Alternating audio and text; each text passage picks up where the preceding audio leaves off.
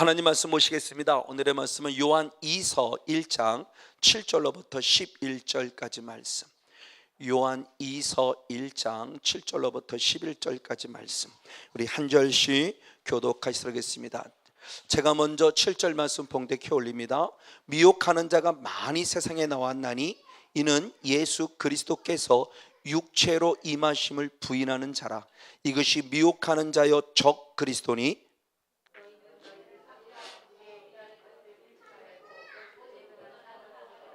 지내쳐 그리스도 교훈 안에 거하지 아니하는 자마다 하나님을 모시지 못하되 교훈 안에 거하는 이 사람이 아버지와 아들을 모시느니라.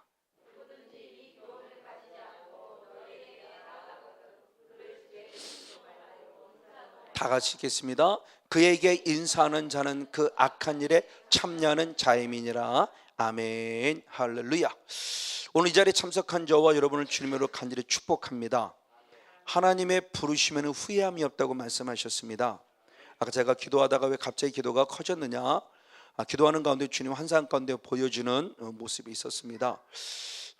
갑자기 지금 이 우리 건물이라는 분인데 이 건물에 이 위에 덮여있는 이것이 딱 이렇게 오픈이 됩니다. 쫙 열려졌는데 열리는 순간 무엇이 보이느냐, 저 하늘로부터 뭔가 이렇게 큰 이렇게 뭐라고 그럴까, 큰 어떤 큰 물체 같은 게 내려오기 시작했는데 처음에는 그 물체가 무엇인가를 봤어요. 그러면서 그 물체에서 피도 한 방울 한 방울 피도 떨어지고, 또한 반면에 무슨 바람과 또 막 이렇게 부르면서 피가 이렇게 떨어지면 바람이 부는 모습을 보았습니다.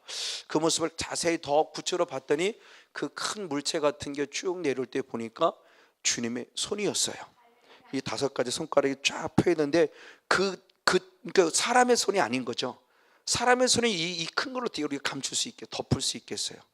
주님의 피문선이 강하게 이 천장에 싹 오픈이 되면서 딱 덮어서 그 피로, 그 손으로부터 피가 흐르기 시작했고 성령의 바람이 부는 것을 느끼기 위해서 너무너무 감사해서 제가 성령의 불을 외쳤고 예수의 피를 선포하는 그런 시간을 가졌습니다. 이 시간이 분명히 헛되지 않음을 믿습니다. 주님은 절대 우리를 떠나지 않으십니다. 그래요. 우리가 힘들고 어려울 때 때로는 환상을 보게 되는 이런 것들, 주님의 음성을 들은 이것이 참 유익된 게 바로 그거예요. 정말 주님이 나와 함께 하시나? 라고 사람인지라 의심하지 않을 수 없잖아요. 의심한다는 표현은 그렇고 궁금하잖아요. 정말 주님이 나와 함께 하시나? 주님이 함께 이렇게 힘이 들어? 라고 했을 때 이렇게 환상을 통해 보여주면 얼마나 감사한지 몰라요. 그러니까 수없이겠지만 이 환상을 못 보는 분이라면 이왕 보시기 바라겠고 듣기를 바라겠고, 혹시 보고 듣는다 한다면 남을 향한 것보다 나를 향한 주님의 세미한 음성을 들으시고 주님의 능력을 경험하고 보고 듣기를 축복합니다. 그러면 힘을 얻을 수 있습니다. 맞아요. 주님의 의로운 오른손이 저와 여러분을 장중 안에 붙잡으시려고 지금 그 손이 내려오고 있어요. 그리고 피를 뿌려줬습니다. 그리고 성령의 바람이 일으키고 있습니다.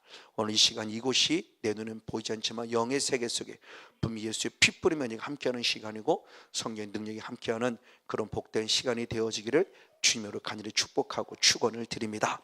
네, 오늘은 요한 2서 1장 우리 7절로부터 11절까지 말씀을 잠시 한번 상고해 보기를 원합니다. 먼저 지난주 우리 4절로부터 6절까지 말씀 가운데서 서로 사랑하자라는 그런 제목을 갖고 말씀을 나누었어요. 자, 사도 요한 속에서 사도 요한의 영성 가운데 중요한 한 부분의 모습이 하나님의 속성을 얘기한다고 그랬죠. 하나님의 속성을 얘기했을 때 요한복음에서는 하나님은 영이시다라고 얘기를 했고요. 요한 1서에 들어서는 하나님은 빛이시다라고 얘기했고 하나님은 사랑이시다라고 했어요. 하나님의 속성이 영이고 하나님의 속성이 빛이시고 하나님의 속성이 사랑이시고, 그 모든 것들을 한마디로 간단히 말할 때 그걸 다 사도 요한은 진리라고 표현했어요. 그래서 진리가 무엇인가를 봤더니 가장 먼저는 말씀이 진리였죠. 그래서 요한복음 17장 17절의 말씀이 곧 진리나 그랬고, 두 번째 진리는 예수 그리스도. 그래서 요한복음 14장 6절 말씀에 내가 곧 길이요 진리요 생명이니 라고 말씀하며 예수님이 진리 말씀하셨고, 세 번째는 성령님이 진리를 말씀하셨죠. 그래서 요한에서 5장 6절 이후의 말씀에 7절의 말씀에 성령이 진리니라. 그럼 이 진리의 모습과 연관되는 것이 바로 뭐냐고 할 때 사랑이라고 그랬죠. 사랑. 그래서 말씀을 통해서 주님이 내가 너에게 새 언약을 주노니 그랬어요. 요한복음 13장 34절의 말씀에 내가 너에게 새 언약을 주노니 서로 무엇하라? 사랑하라. 그럼 새 언약은 그 전에 말씀이 없었기 때문에 새로 준다는 개념의 새 언약이냐? 그렇지 않다. 옛날부터 있던 첫 계명이라 그랬어요. 그럼 첫 계명의 사랑의 강도와 바로 새 계명을 주신 사랑의 강도가 달랐죠. 그래서 첫 계명으로 주신 모습은 레위기 19장 18절 이후의 말씀에 보니까 내 이웃을 무엇과 같이? 내 몸과 같이 사랑하라. 그런데 오늘부터 내가 나를 사랑하지 않으니까 남편도 아내도 부모님도 자녀도 목회자는 성도는 목회자를 사랑하지 않아요. 그래서 주님이 사랑의 강도를 더 강하게 만들었죠. 그래서 얘기한 대로 바로 요한복음 13장 34절 이의 말씀에 새 계명을 주실 때는 내 몸같이가 아니라 내가 너희를 사랑한 것 같이, 그러니까 예수 그리스도가 나를 사랑한 것 같이 이제 서로 너희도 무엇하라? 사랑하라. 그럼 이 사랑이 뭐냐? 예수님이죠. 예수님은 말로만 사랑이 아니라 자신의 몸으로 실천하셨다 그랬어요. 그래서 하나님의 사랑은 말과 혀로만이 아니라 행함과 진실함으로, 그렇죠?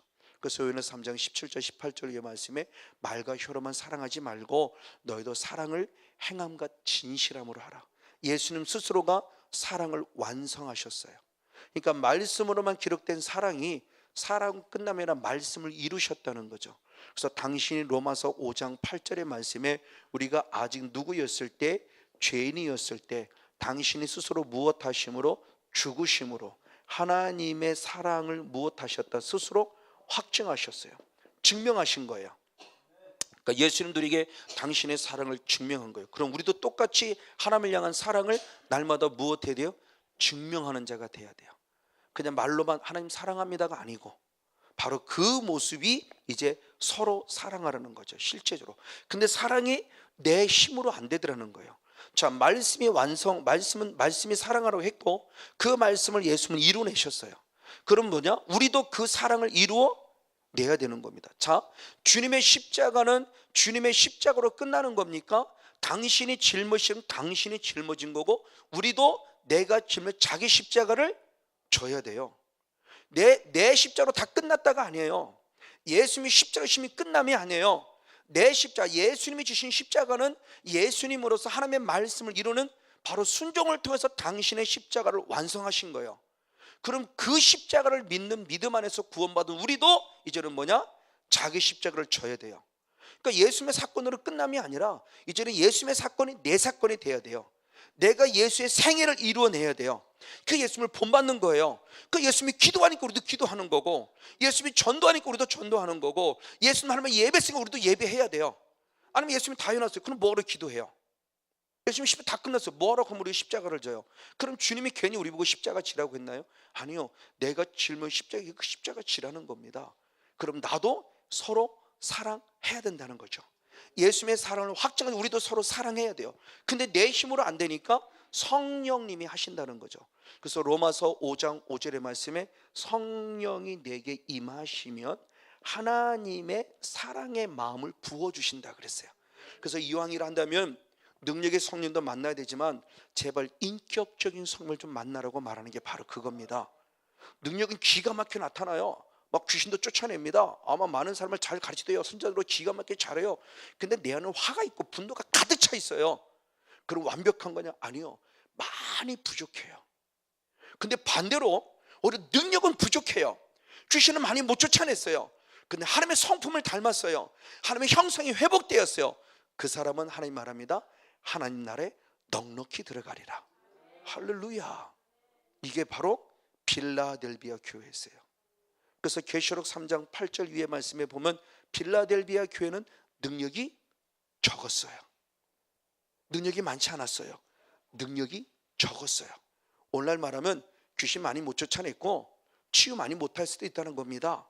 그래서 많이 고난과 역경이 있을 수 있어요.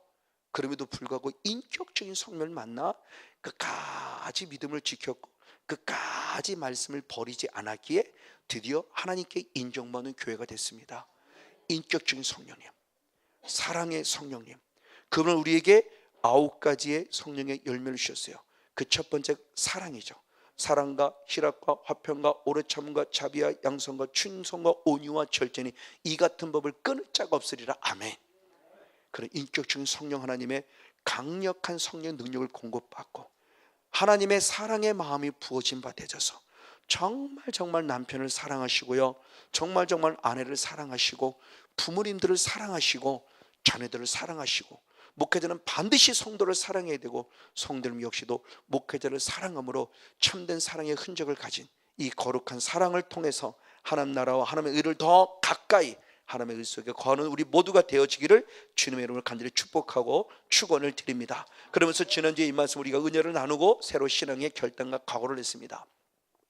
자, 그러면서 이제 오늘 7절로부터 11절까지 말씀을 이어서 바로 어떤 이야기가 나가냐는 겁니다. 바로 무엇이냐? 거짓 선지자에 대한 부분을 말씀하면서 이들을 경계해야 될 것을 말하고 있어요. 그래서 요한 2서는 요한 1서의 축약판이라고 그랬죠. 요한 1서 1장부터 5장까지를 한 장 안에 정리하면서 요한 1서에서 말했던 걸 한 번 더 반복해 말하는데 4절부터 6절까지는 사랑하라, 그리고 7절로부터 11절까지는 거짓 선지자를 주의하라요. 제가 이 말씀을 준비하면서 참 안타까운 부분입니다. 그러면서 그 전날, 지난주죠, 그 전날 토요일 날 마지막에 보니까 무엇이냐, 그것이 알고 싶단가, 왜 그거 있죠, 그러면서 신옥주 씨에 대한 부분.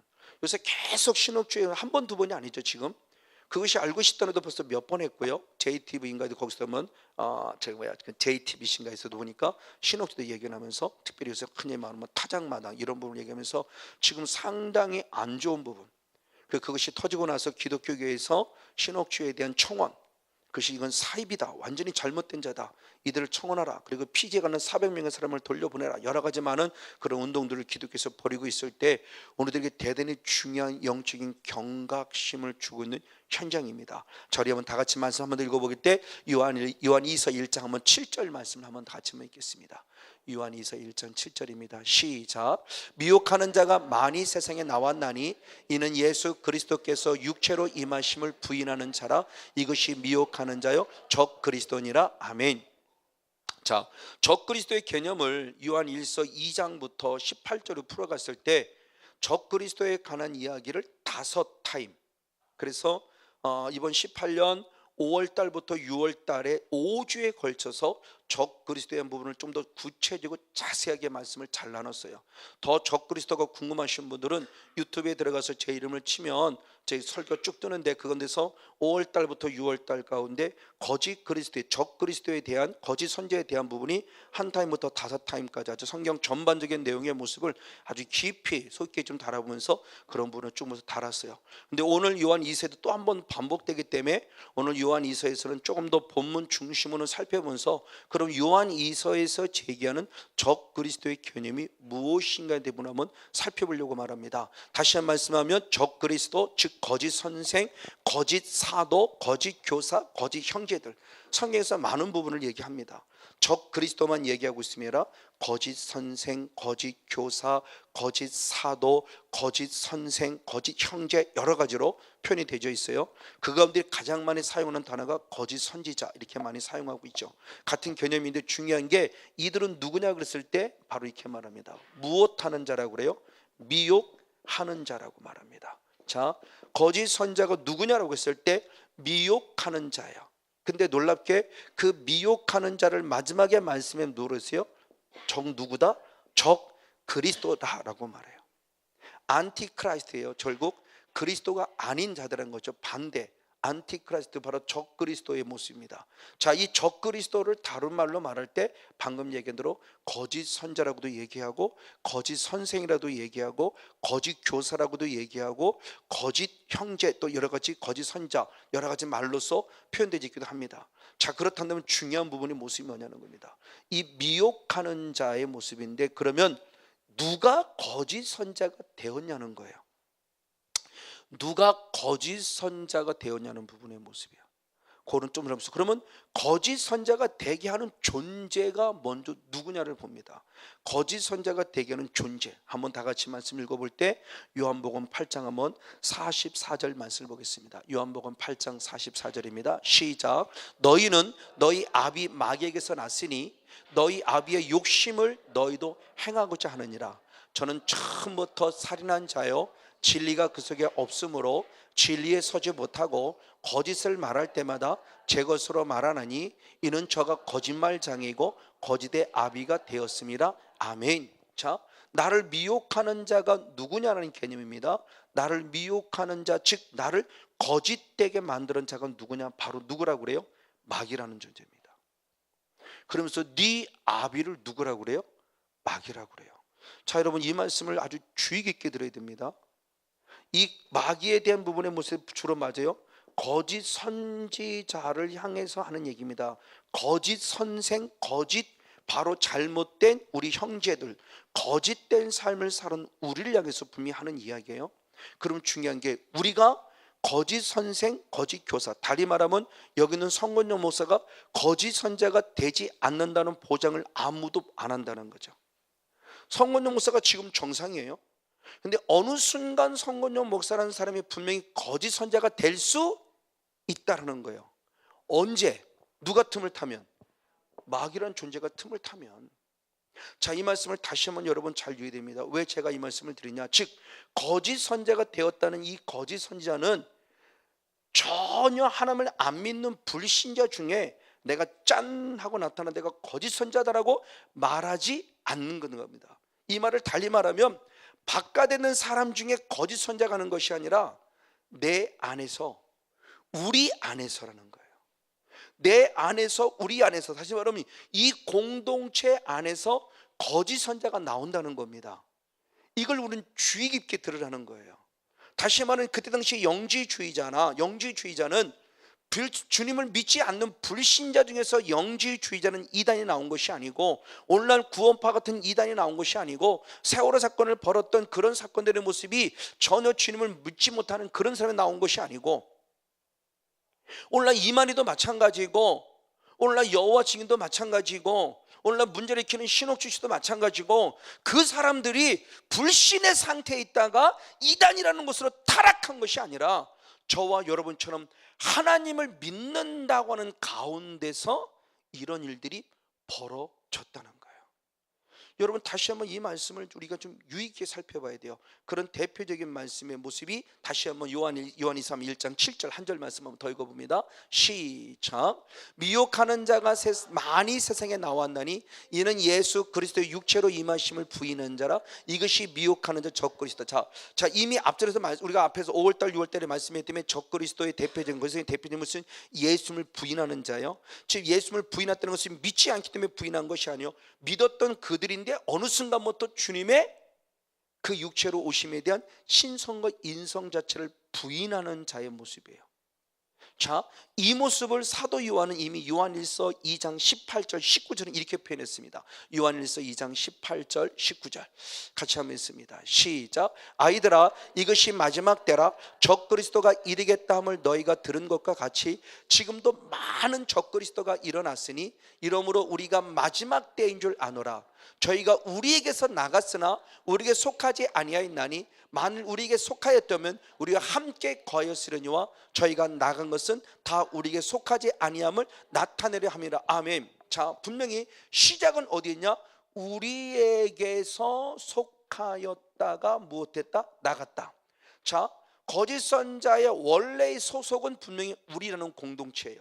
예수를 그리스도로 믿는 우리라는 공동체 속에 있었으나 어느 순간 이들이 나감으로 말미암아 우리에게 속하지 않았음을 스스로 나타냈다. 자, 분명히 우리 안에 있었다. 그러나 나가는 순간부터 우리에 속하지 아니함을 나타내고 있었다는 거죠. 그럼 왜? 누구에 의해서라는 거죠. 이게 왜? 누구에 의해서? 자, 이 부분이 너무너무 중요한 부분이에요. 이것을 확증시켜주는 사건이 열왕기상 22장 22절의 사건입니다. 열왕기상 22장 22절. 역시 한번 같이 있습니다. 시작. 여호와께서 저에게 이르시되 어떻게 하겠느냐? 가로되 내가 나가서 거짓말하는 영이 되어 그 모든 선지자 입에 있겠나이다. 여호와께서 가라사대 너는 꾀이겠고 또 이르리라. 나가서 그리하라 하셨은즉 아멘. 자, 저 사건은 어떤 사건이냐? 이스라엘의 아합 왕이 하나님의 모로부터 벗어나게 되는 거죠. 그 안에 이세벨을 통해서. 그러면서 계속 우상 숭배하는 과정 속에 여호사밧, 유다의 여호사밧 왕을 끌어들이며 싸움을 통해서 뭔가 이겨보려고 하는 어떤 술수를 쓰고 있을 때 하나님께서 아합이라는 왕을 죽이기를 결단합니다. 그랬을 때 누구를 통해 이러느냐? 선지자들을 통해서 이러는데 400대 1이라고 하는 시드기야를 중심에 있는 선지자와 참선지자 미가야 사이에 싸움이 벌어질 때 하나님의 놀라운 모습을 보게 됩니다. 자, 저들에게 400명의 선지자에게 누가 들어갔냐는 거죠. 여호와께서 저에게 이르시되 어떻게 하겠느냐? 가로되 내가 나가서 누가 되어서 거짓말하는 영이 되어서 그 모든 선지자의 입에 있겠나이다. 아멘. 자, 결국 400명의 선지자는 분명히 시작은 하나님이 친히 기름 부어 세우신 참 선지자였어요. 성건용 목사도 분명히 하나님이 기름 부어 세우신 지금까지는 참 선지자예요. 근데 이들에게 지금 누가 들어갔다는 거예요? 거짓말하는 뭐가 들어갔어요? 영. 거짓말하는 영. 거짓의 영이 들어갔다는 거예요. 그럼 거짓의 영이 바로 누구냐 그랬을 때 바로 누구다? 거짓의 아비는 누구예요? 마귀. 자, 이 말씀을 어떻게 우리가 표현할 거예요? 분명히 참 선지자 안에 누가 들어갔어요? 거짓말하는 영이 들어갔어요. 그 순간부터 거짓말을 합니다. 근데 이들이 거짓말을 할 때 자기가 거짓말한다는 걸 인식할까 인식하지 못할까요? 인식하지 못하니까 문제예요. 자, 이 말씀을 다른 각도로 봅니다. 우리가 한번 다시 한번 심각하게 보기를 원합니다. 자, 조금 전에도 읽었지만 요한 1서 2장 한번 19절 말씀 한번 더 보겠습니다. 요한 1서 2장 19절 한번 더 봅니다. 많은 성경에 기록되어 있지만 자, 같이 한 목소리 한번 읽겠습니다. 시작. 저희가 우리에게서 나갔으나 우리에게 속하지 아니하였나니 만일 우리에게 속하였다면 우리와 함께 거했으니와 저희가 나간 것은 다 우리에게 속하지 아니함을 나타내려 합니다. 우리에게 있었으나 우리에게 속하지 아니했기 때문에 결국 나갔다는 거예요. 왜? 거짓말하는 영이 들어오므로.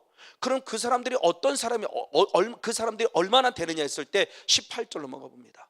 많은 성경에 말하고 있지만 18절 말씀 시작. 아이들아 이것이 마지막 때라 적그리스도가 이르겠담을 너희가 들은 것과 같이 지금도 많은 적그리스도가 일어났다. 자, 거짓 선생, 거짓 선지자가 이 땅에 많다 적다. 여러분 이 말씀을 대단히 심각하게 좀 생각해 봐야 돼요. 거짓 선지자가 지금 사도야는 계속 말합니다. 그럼 반대로 말한다면 참 선지자는 많다 적다. 적다는 얘기죠. 저는 이 말씀이 두려운 거예요. 이 말씀은 나와 상관이 없어요. 그냥 그건 적그리스도니까, 그건 거짓 선생이니까, 그 사람은 거짓 선자니까. 아니요. 그럼 나는 거짓 선자가 될 가능성이 없나요? 저는 이게 두려운 거예요. 더구나 이 사역을 하고 보니까 더더욱 두려워요. 자, 그 말씀을 잘 설명하는 것이 마태복음 7장 15절 위의 말씀에 내가 열매를 보고 너를 알리라고 말씀하며 그 열매를 통해 나타난 모습을 얘기할 때 주님이 중요한 말씀하신 것이 있어요. 자, 마태복음 7장 21절로부터 22절 23절 계속 한번 읽겠습니다. 시작. 나더러 주여 주여 하는 자마다 다 천국에 들어갈 것이 아니요 다만 하늘에 계신 내 아버지 뜻대로 행하는 자에 들어가리라. 그날에 많은 사람이 나더러 이르되 주여 주여 우리가 주의 이름으로 선지자 노릇하며 주의 이름으로 귀신을 쫓아내며 주의 이름으로 많은 권능을 행치 아니하니까 하리니 그때 내가 저에게 밝히 말씀하되 내가 너희를 도무지 알지 못하니 불법을 행한 자들아 내게서 떠나가라더라. 아멘. 자, 지금 마태복음 7장 15절로부터 쭉 말씀해 봤을 때 21절로부터 말씀 읽은 부분 속에서 누구를 하는 얘기냐? 거짓 선자를 두고 하는 얘기예요. 알아요? 이건 모르는 사람 아무도 없어요. 그러니까 저 말씀을 흔히 말하는 말씀대로 살아내는 말을 부인하시는 목사님들이 계세요. 그러면서 답은 간단합니다. 그건 거짓 선자를 두고 하는 얘기. 맞아요. 그럼 저는 이 말을 달리 말하는 겁니다. 그러면 나는 거짓 선자가 될 가능성이 없냐는 거예요. 그런 괜히 주님이 저 말씀에서 저건 거짓 선자다, 저 사람들 것이다 라는 몫으로, 아니요, 오늘 나도 거짓 선자가 될 수 있기 때문에 주의하라는 거죠. 자, 그러면 우리가 볼 때는 거짓 선임을 알아요. 근데 거짓 선자들은 자기가 거짓 선자를 아느냐 모르느냐?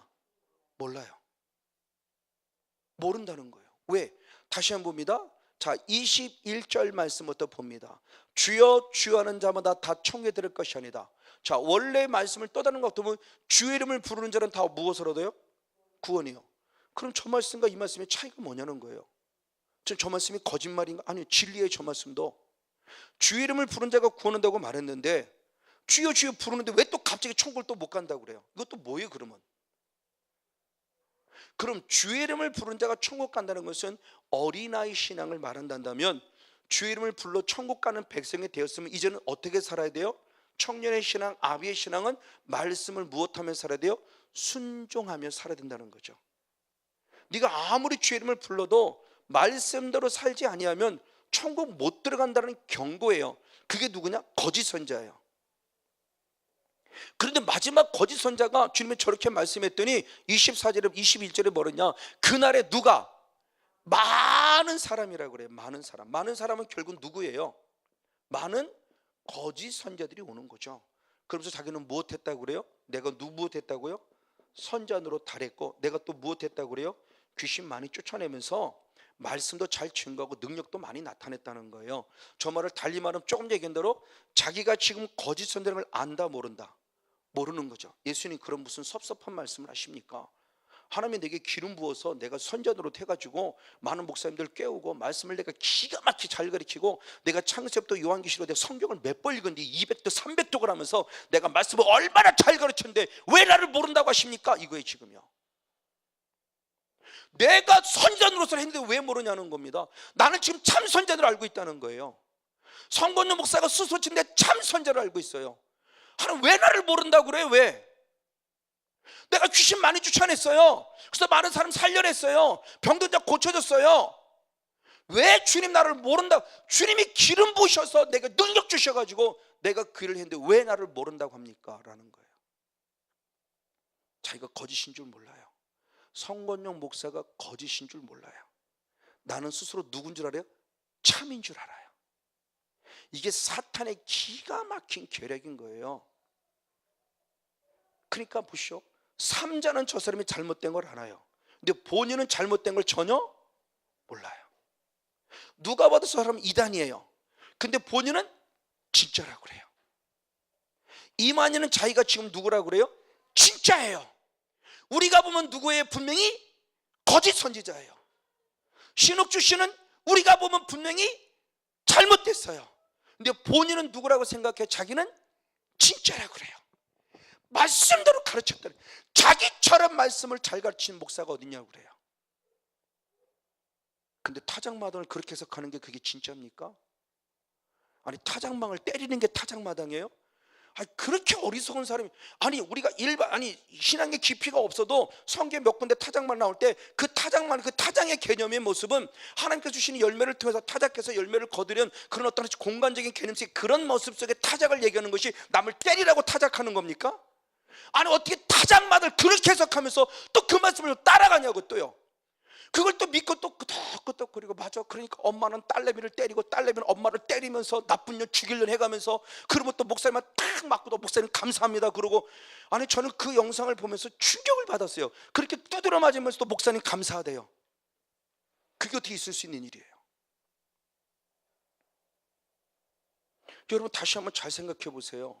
저부터 시작해서 성도는 성도대로, 성권용 목사가 진짜인가 가짜인가를 열매를 보라는 겁니다. 성권용 목사가 진짜인가 가짜인가 여러분 분명히 열매 봐야 돼요. 그럼 다시 말하냐, 말씀을 아무리 잘 가르치고 아무리 능력 많이 나타도 제가 말씀에 순종하는 불법자로 살아가면 이 불법을 행한 자야 내가 너를 도무지 알지 못한다예요. 쉽게 얘기하면 그겁니다. 제가 기도도 안 하면서 여러분 기도하세요 그러면 저는 그 순간부터 거짓이에요. 나는 안 하면서 누구 보고 하라고 그래요? 예수님도 친히 새벽 제단을 쌓으셨고 예수님 친히 처리하신 것처럼 기도하라 그러니까 아무도 누가 불평불만 못해요. 제가 제일 약한 게 전도예요. 그러니까 저는 제가 제 스스로 지금은 여러 가지 사역 때문에 했지만 전도하지 못하는 저는 성도보고 지금 전도하라고 자신 있게 못해요. 근데 누구는 말합니다. 목사는 못해도 말해야 되는데 그럼 당신은 그렇게 하세요. 그래. 저는 그렇게 못해요. 저는 에스라의 모습을 봅니다. 에스라 7장 10절의 말씀에 그랬어요. 성경을 연구하고 그 하나님 말씀이 진짜임을 믿고 있기에 자기가 말씀대로 살고 말씀대로 산 다음에 말씀대로 살라고 설교했다 그래요. 이게 진짜 에스라죠. 이게 오늘 진짜 목회자죠. 나는 불법을 시시때때로 행하면서 나는 기도의 말씀과 전마지 않으면서 성도 보고 기도하세요 그러는 순간 나는 거짓말쟁이에요. 불법을 행한 자입니다. 그러고 싹 가려놓고 난 안 그런 것처럼 싹 가려놓고 나는 정말 기도도 많이 하고 나는 정말 말씀도 많이 있는 사람처럼 해서 나는 대단히 거룩한 자야라고 말하는 현대판 바리새인이잖아요. 회칠은 무덤이잖아요. 그 사람이 거짓 선생이에요. 그 사람이 거짓 사도고 그 사람이 거짓 성도예요. 가짜라는 겁니다. 가짜. 오늘 가짜 뉴스에 관한 얘기를 하듯이 가짜 성도예요. 오늘도 어느 페이스북에 어떤 목사님, 외국 어떤 모습이에요. 참 믿음과 가짜 믿음과 참 믿음에 관한 이런 부분의 모습 쭉 이렇게 비교 분석하면서 어떤 글을 썼다는 어떤 서평에 대한 부분을 제가 잠시 한번 읽었는데, 까딱 잘못하면 나는 진짜인지 착각하는 가짜예요. 가짜가 가짜인 줄 알면 이미 성령의 감동을 받은 자죠. 가짜가 가짜인지 모르니까 문제가 되는 거죠. 그렇죠? 성령 분이 감동 주셔도 가짜임을 얘기하는데 나는 가짜인지 몰라요. 이들이 많다예요. 역으로 말하면 진짜는 작다는 거죠. 그럼 저와 여러분은 진짜의 길을 걷고 있습니까? 다시 한 번 말합니다. 주님도 말씀하실 때 구원받은 자가 그리 많지 않아요. 좁은 문입니다. 좁은 길입니다. 여러분 너무 쉽게 믿음 생각하지 마세요. 그냥 교회 열심히 나오고 성경 좀 많이 읽고 기도 좀 많이 하면 내가 구원받았다고요? 아니요. 성경 그렇게 해서 구원이라고 말하고 있지 않다는 대한 부분의 모습을 제가 여러분들에게 구원에 관한 개념을 수없이 말씀을 드리잖아요. 우리가 구원의 개념의 모습을 너무 잘못 알고 있고 알아도 다 초보 신앙인 어린아이 신앙에 머물러 있어요. 그렇기 때문에 히브리서 기자는 히브리서 6장 1절에 말씀을 하냐, 하나님이 원하시는 더 나은 대로 나아가야 돼요. 더 초보에 머물러 있지 말고 더 나은 대로 나가는데 우리는 다 그리스도의 초보에 머물러 있어요. 번제단에 머물러 있어요. 잘못해서 용서해 주세요. 잘못해서 용서해 주세요. 또 일주일에 죄짓다 잘못해서 용서해 주세요. 완전 번제단의 신앙에 머물러 있어요. 아니요, 지금 지성소까지 들어가야 돼요. 근데 지성소 안 들어가고 나는 번제단에 머물러 있다가 이방인의 말한 뜻을 받다 그러고다 뺐딱 죽어버린다면 과연 나는 진정한 주님의 구원의 모습에 서 있느냐? 아니요, 지성소를 아직 들어가 보지도 못했는데 거기에 들어가야 진짜 거기서 주님을 나를 만나 주신다고 했는데 과연 내가 진짜일까 가짜일까요? 가짜가 많아요. 그러니까 미혹되지 마세요. 왜? 흔히 말하는 인본주의, 흔히 말하는 민주주의, 다수를 쫓아갔을 때 다수가 오르냐? 아니요, 다수가 절대 옳다고만은 할 수 없어요.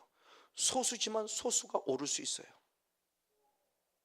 그리고 우리 신앙의 눈을 떠서 정말 잘 봐야 돼요. 그래서 수없이 말씀했지만 주님께서는 누가복음 13장 23절로부터 한번 보겠습니다. 23절부터 24절 한번 쭉 한번 보겠습니다. 누가복음 13장 23절로부터 주님이 아주 중요한 말씀을 하셨죠. 제가 이것을 계속 말씀을 드렸습니다. 자, 같이 한번 읽겠습니다. 시작. 혹이 여짜오되 주여 구원을 얻는 자가 적으니까 저에게 이르시되 좁은 문으로 들어가기를 힘쓰라. 내가 너에게 이르노니 들어가기를 구하여도 못하는 자가 많으니라. 아멘.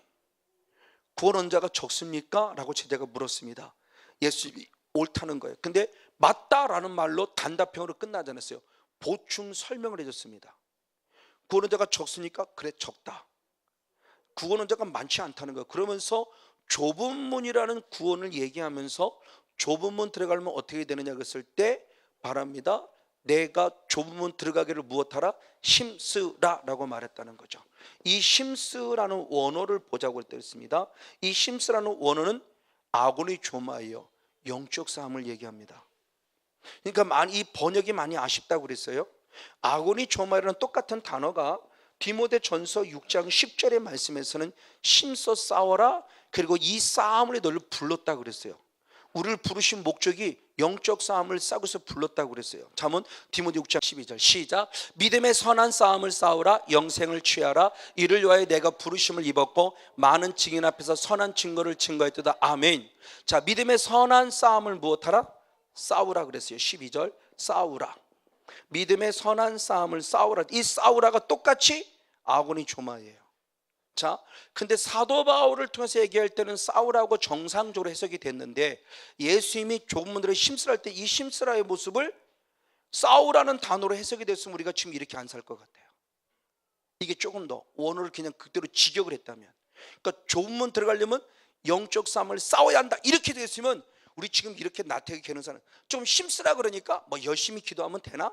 힘쓰라니까 열심히 교회 안 빠지고 잘 나와서 예배 드리면 되나? 이렇게 우리가 해석해요. 뭔가 힘쓰라 그러니까 뭔가 조금 더 열심히 하면 되나? 이런 개념을 생각하는데 원어적인 단어로 아고니 조마라는 원어를 직역하면 그게 아니라 그냥 뭔가 애쓰라 정도가 아니라 반드시 무엇해야 한다?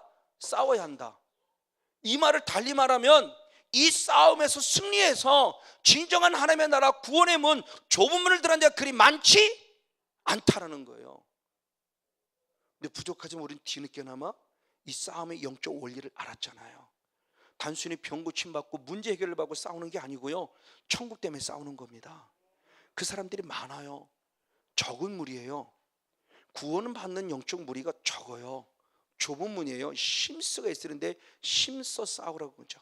그래서 성경 전반적인 모습이 보면 그 신약성경에 있을 때 모든 성경을 기록한 기자들의 거의 마지막은 뭐냐? 베드로도 마찬가지고 바울도 마찬가지고 야고보도 마찬가지고 히브리서기도 마찬가지고 예수님의 동생이 바로 유다도 마찬가지고 반드시 그가 하는 말 꼭 마지막은 뭐냐? 싸우라요. 다 아고니 조마이로 마지막을 맞춰요. 그런 모든 성경을 기록한 신약성을 기록한 모든 성경의 기자들의 핵심은 결국 영적 싸움을 우리에게 가르쳐주고 있는 거죠. 자, 어쨌든 바로 이런 부분들이, 이런 사람들이 많다라는 부분의 모습에서 나를 보면서 나는 과연 많은 무리에 속해서 그냥 술에 술 탄 듯 물에 물 탄 듯 종교인으로 교회를 다니고 있는 사람인지, 아니면 마지막 교문을 가기 위해서 정말 하나님을 경외하며 두렵고 떨리는 가운데 성령을 힘입어서 영적 싸움을 하며 좁은 문의 바늘에 가까이 가고는 그런 영적 싸움의 승리의 주인공, 그런 내가 되고 있는지 나를 다시 한번 보자는 겁니다. 맞습니다. 자, 참입니다. 본질은 참이에요. 근데 참인 이곳에 누가 들어갔냐? 거짓이라고는 영, 마귀의 존재가 들어가는 순간부터 나는 갑자기 누가 된다? 거짓된 자가 된다는 거죠. 이 존재. 자, 그러면 중요한 말씀이 아까 열왕기상 22장 22절의 말씀에 다시 한 번만 읽어봅니다. 하나님의 말씀을 잘 보시기 바라겠습니다. 열왕기상 22장 22절 같이 읽습니다. 시작. 여호와께서 저에게 이르시되 어떻게 하겠느냐? 가로되 내가 나가서 거짓말하는 영이 되어 그 모든 선지의 입에 있겠나이다. 여호와께서 가르시되 너는 꾀이겠고 이루리라. 나가서 그리하라 하셨다. 아멘. 자, 거짓의 영이 들어가겠다 그랬더니 하나님이 쉽게 말하면 지금 무엇하는 거예요? 허락하신 거예요. 하라요. 꿰일 것이다, 이룰 것이다, 나가서 그리 하라 그래요. 하나님의 허락이에요. 자, 이 말씀 우리가 잘 이해를 해야 돼요. 뭐야? 그럼 쉽게 말하면 하나님이 이렇게 죄짓게 하는 분이냐? 아니죠. 그렇게 할 수는 없죠. 하나님이 죄짓게 하는 분은 아니에요. 근데 허락이 됐다는 말입니다. 그럼 이 말씀을 어떻게 될 것이냐는 거죠.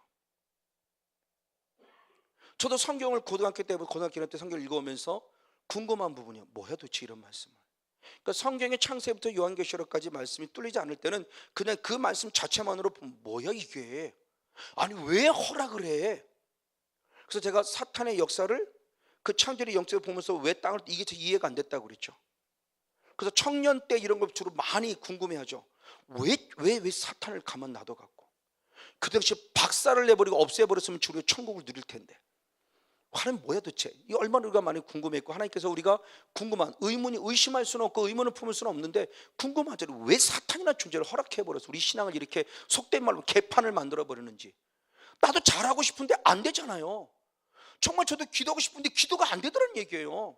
정말 예수님 잘 믿고 싶은데 안 믿어지더라는 겁니다. 이게 왜냐는 거예요. 그때는 그걸 몰랐던 거죠.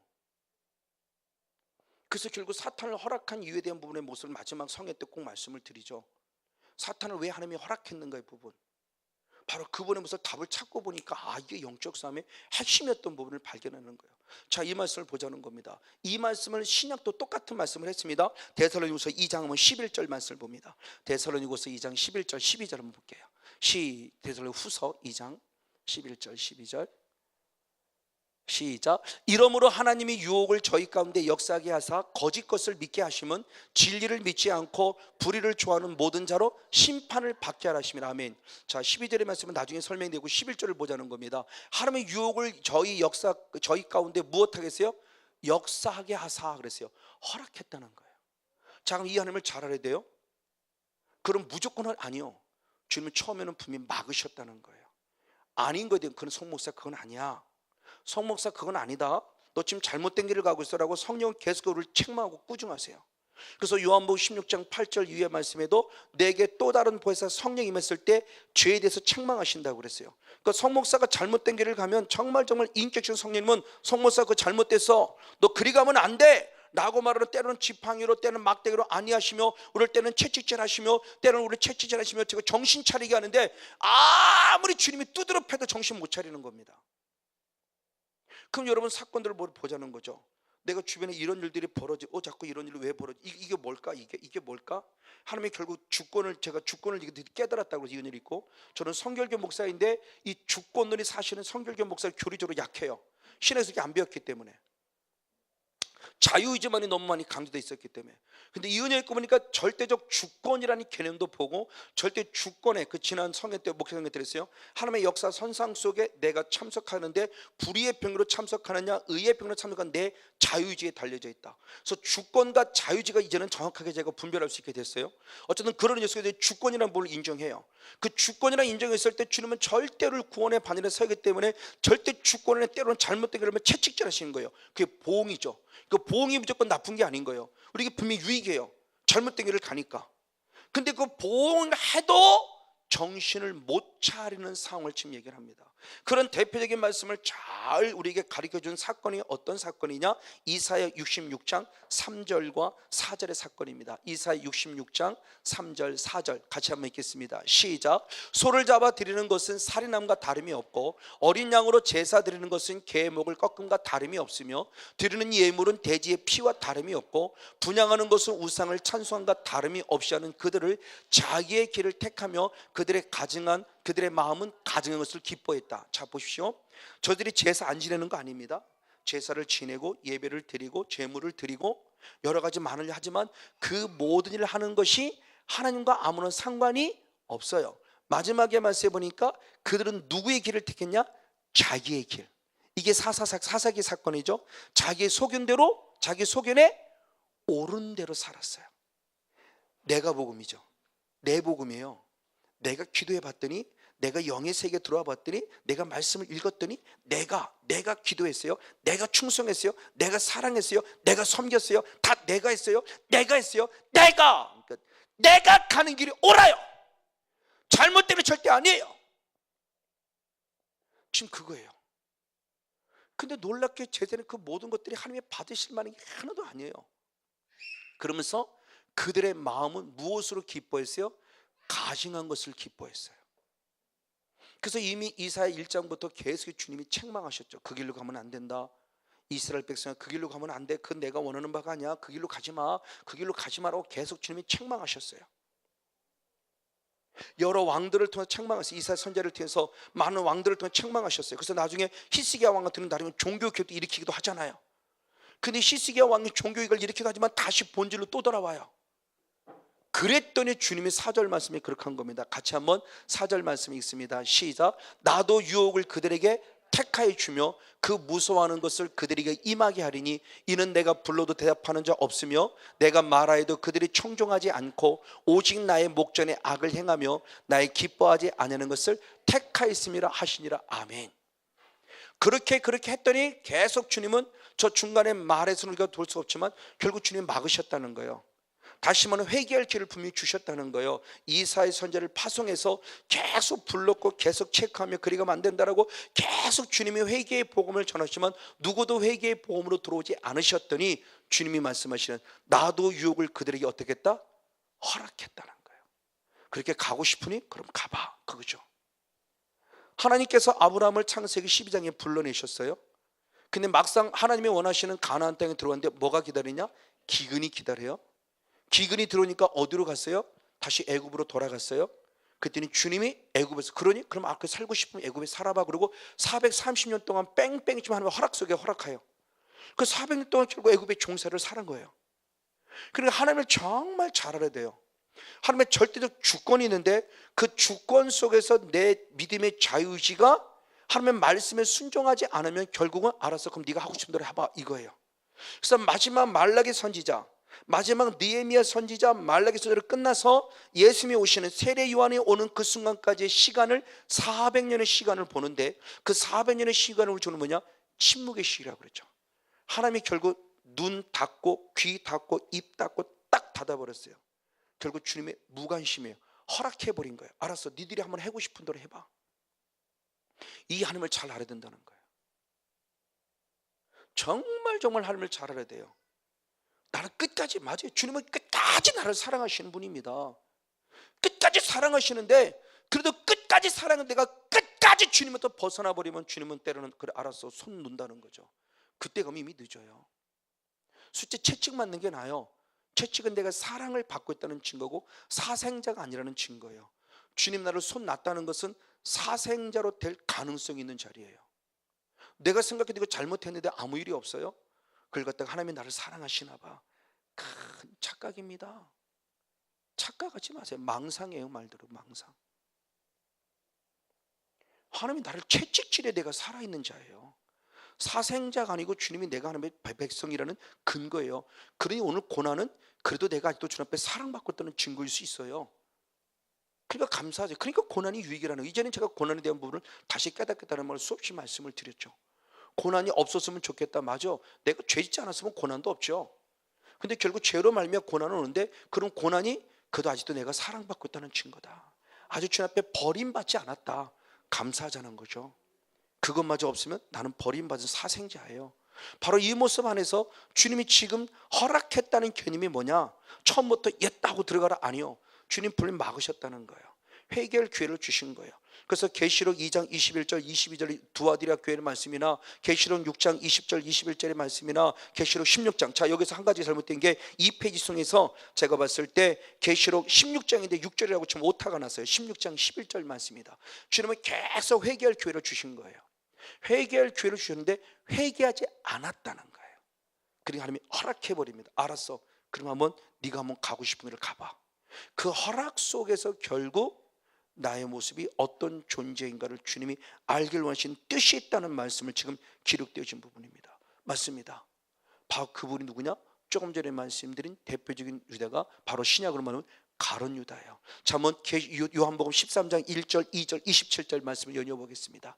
요한복음 13장 1절 2절 네, 같이 있습니다. 시작. 6월절 전에 예수께서 자기가 세상을 떠나 아버지께로 돌아가실 때가 이른 줄 아시고 세상에 있는 자기 사람들을 사랑하실 때 언제까지? 끝까지 사랑하시오. 왜? 마귀가 벌써 시몬의 아들 가룟 유다의 마음에 예수를 팔려는 생각을 넣었기 때문에. 저 주님은 알아요. 요한복음 6장에 가룟 유다가 처음부터 자기를 팔자는 걸 알았어요. 그래도 한 번도 예수는 제자를 자르면서 야 이놈 나쁜 새끼야 그러지 않았어요. 마지막까지 사랑하며 회개할 기회를 주신 거예요. 끝까지 사랑하며 회개할 기회를 주신 거예요. 그래서 끝까지 회개를 주셔서 왜? 마귀가 예수를 팔 생각을 가로에 집어넣은 걸 주님은 아시기 때문에 다시 그 사람도 돌아오게 하기 위해서 끝까지 기회를 주시고 최후의 만찬 속에서 3번씩이나 기회를 주시잖아요. 그래도 불구하고 기회를 선용하지 않았을 때 27절은 그렇게 표현합니다. 회개할 기회를 주는데 어떤 결과를 거냐 27절을 봅니다. 시작. 조각을 받은 후 곧 누가? 사탄이 어디에? 그 속에 어떻게 했어요? 들어갔어요. 자 2절 말씀까지만 해도 생각으로 역사했어요. 사탄이 생각으로 역사했는데 그 생각을 꿀떡하고 삼켜버리는 순간 사탄이 합법적으로 가룟 유다 안에 무엇했다? 들어왔다요. 들어왔어요. 이건 놀라운 얘기예요. 자 그럼 사탄이 우리 안에 들어올 수 있다 없다? 있다. 언제? 죄를 수용하고 합법적으로 용납하는 순간. 제 친구의 생각이 생각. 만약 예를 들어 성곤연못에 음란한 생각을 품을 수 있어요. 음란한 생각이 들어왔다 한다면 예수님의 선포 음란한 거 떠나가라고 끊어내면 되는데, 꿀떡하고 삼키면 사탄이 오케자라 그러고 합법적으로 내 안에 무엇해요? 들어오는 기회를 만든다는 거예요. 그러면서 뭐라 그래요? 네가 하는 일을 속히 하라. 즉 사탄이 들어오면 그거를 드디어 행동으로 옮기게 만들더라는 거죠. 그러니까 내가 결국 죄를 지었다고 하는 것은 이미 사탄이 내게 합법적으로 들어온 결과예요. 생각은 들어와요. 생각은 이걸 끊어내면 돼요. 생각을 받아들이면 합법적으로 들어오고, 합법 들어온 것이 행동화 되어지는 것이군요. 그럼 영의 세계는 성령 똑같죠. 성령도 우리에게 무슨 일 행하시려면 어떻게 생각을 먼저 부르죠. 이걸 우리는 성령의 감동이라고 표현하죠. 빌립보서 2장 13절의 말씀에 이를 행하시는 분은 누구요? 여호와 하나님이에요. 여호와 하나님은 이를 행하시려 이게 무엇을 주세요? 소원을 주세요. 소원을 주시면 주는 무엇하게 하세요? 행하게 하세요. 그럼 결국 성령도 생각을 통해 일하시는데, 생각을 내가 꿀떡 삼켜버리면 성령이 내 안에 합법적으로 들어와서 나를 더 강력하게 통치해서 하나님 나라를 이루는 하나님의 사람으로 살아가게 만든다는 거죠. 즉 행함 있는 믿음은 열매를, 이걸 결과도 다시 보면 내 안에 누가 계시다는 증거다? 성령이 계시는 증거다. 죄를 지었다는 열매는 결국 내 안에 누가 들어왔다는 거다? 사탄이 합법적으로 들어왔다는 거다. 근데 행함 있는 믿음이 얼마나 중요해요. 그러니까 행함 있는 믿음이 결국 없다는 것은 내 안에 성령이 안 계신다고 말할 수도 있는 거죠. 사탄도 내 안에 들어와서 행하게 해요. 성령도 내 안에 들어와서 행하게 하신단 말이에요. 감동으로만 끝남이 아니라. 그래서 어느 날 기도할 때 무슨 감동이 자꾸 와요. 그래서 누구 집사람이 전화하고 싶은 생각이 들어서 전화를 했더니, 목사님 어떻게 알고 전화했어요? 그래서 성령께서 주신 감동이에요. 소원이에요. 행하게 계시는 누구예요? 하나님이에요. 나는 순종만 했을 뿐이에요. 바로 이런 모습들이죠. 이게 영의 세계에서 그렇게 중요해요. 그리고 결국 가룟 유다는 예수님을 팔았고 나중에 배반자가 됐고, 그것으로 끝나냐? 사탄은 결국 가는데 뭐를 뺏어가세요? 목숨. 그래서 결국은 지옥 백성이 되게 만든 거예요. 근데 오늘날 대단히 안타깝게 자살도 괜찮아요. 천국 갔어라고 합법화시키고 합리화시켜요. 왜? 라고 말했더니 병이래요. 무슨 병? 우울증. 암이 걸려 죽은 것처럼 우울증 때문에 죽은 거니까 죄가 아니라고 말하는 목사님들이 너무나 많아졌습니다. 그걸 단지 육으로 보니까 그 사탄의 존재가 역사하고 있다는 모습을 보지 않는다면 그렇게 할 수 있지만, 이제 우리는 아니에요. 영을 보는 거죠. 사탄의 역사가 지금 우리를 그렇게 만들어가고 있다는 겁니다. 그러면 사탄의 존재는 도적질하고 죽이고 나를 무엇해요? 멸망. 그때 그 멸망이 뭐라고 그랬어요? 지옥 보내는 멸망이라고 했잖아요. 원어 자체가. 그럼 사탄의 존재가 정말 어떤 존재를 안다면 이건 끝까지 싸워야 될 중요한 모습이에요. 지금 사탄이 이렇게 우리를 죽여간다는 모습이에요. 맞습니다. 자, 그러면 사탄은 누구에게 역사하느냐는 겁니다. 누구의 역사는, 오늘 본문 중심으로 살펴볼 때 누구의 역사느냐 이렇게 표현했습니다. 자, 4절로부터 6절까지 말씀을 먼저 봤다고 그랬죠. 4절로부터 6절까지 말씀에 서로 무엇해야 한다? 사랑하라 그랬어요. 그러면서 7절로부터 11절의 말씀에 거짓 선지자에 대한 경고죠. 거짓 선지자를 조심해야 경고하는데, 자, 7절의 말씀에 들어갈 때 우리 성경에는 기록되어 있지 않지만 언어상 보면은 접속사인 호티라는 단어가 들어있는데, 호티라는 단어는 왜냐하면이라는 단어예요. 다시 말하면 서로 사랑해야 된다. 왜냐하면 이겁니다. 자, 원어를 직역하면 그거예요. 서로 사랑해야 된다. 왜냐하면 거짓 선지자 때문에 라는 걸 얘기하고 싶은 거예요. 그래, 접속사가 들어갔는데 우리는 지금 그게 안 들어갔으니까 이해하기가 어려워요. 그냥 따로처럼 생각해요. 서로 사랑하라 따로, 거짓 선지자 조심하라 따로. 아니요, 연결돼 있어요. 왜냐하면 왜 서로 사랑해야 되느냐? 왜냐하면 영지주의자는 이 이단, 이 거짓 선지자 때문이라는 거예요.